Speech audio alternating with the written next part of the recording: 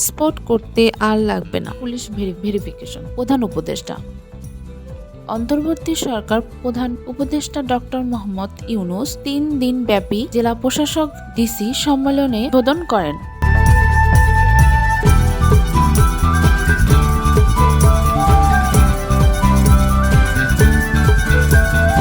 16 ফেব্রুয়ারি রোববার সকাল 10:30টায় প্রধান উপদেষ্টার কার্যালয়ে শাপলা হলে সম্মেলনের উদ্বোধন করেন তিনি। একদিকে ডিসি সম্মেলনে দেওয়ার বক্তব্যে প্রধান উপদেষ্টা বলেন, পাসপোর্ট করতে পুলিশ ভেরিফিকেশন লাগবে না।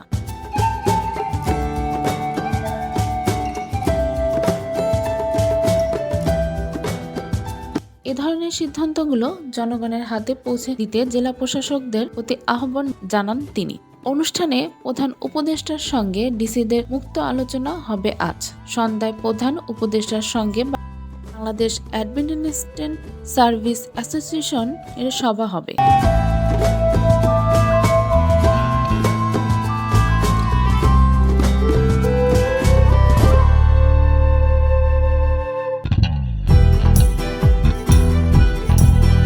রাতে হবে প্রধান উপদেষ্টার সঙ্গে নৈশভোজ।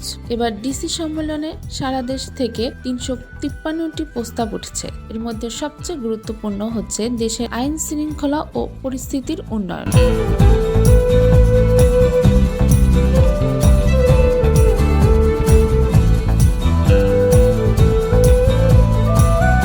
এছাড়া রয়েছে জনসেবা, জনদুর্যোগ, রাস্তাঘাট নির্মাণ, আইন কানুন ও বিধিবিধান সংশোধন এবং জনস্বার্থের বিষয়গুলোকে অগ্রাধিকার দেওয়া হবে এই সম্মেলনে।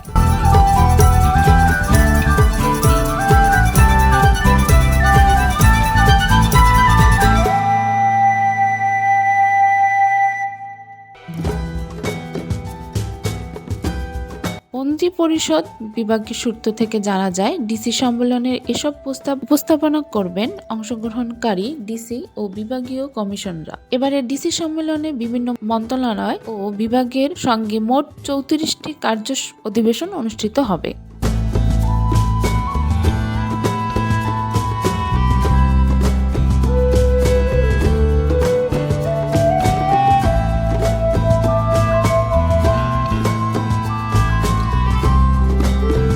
মন্ত্রিপরিষদ সচিব শেখ আব্দুর রশিদ জানিয়েছেন, সম্মেলনে এবার বিভিন্ন মন্ত্রণালয় ও বিভাগের সঙ্গে মোট কার্য অধিবেশন হবে 30টি এবং 4টি হবে বিশেষ অধিবেশন।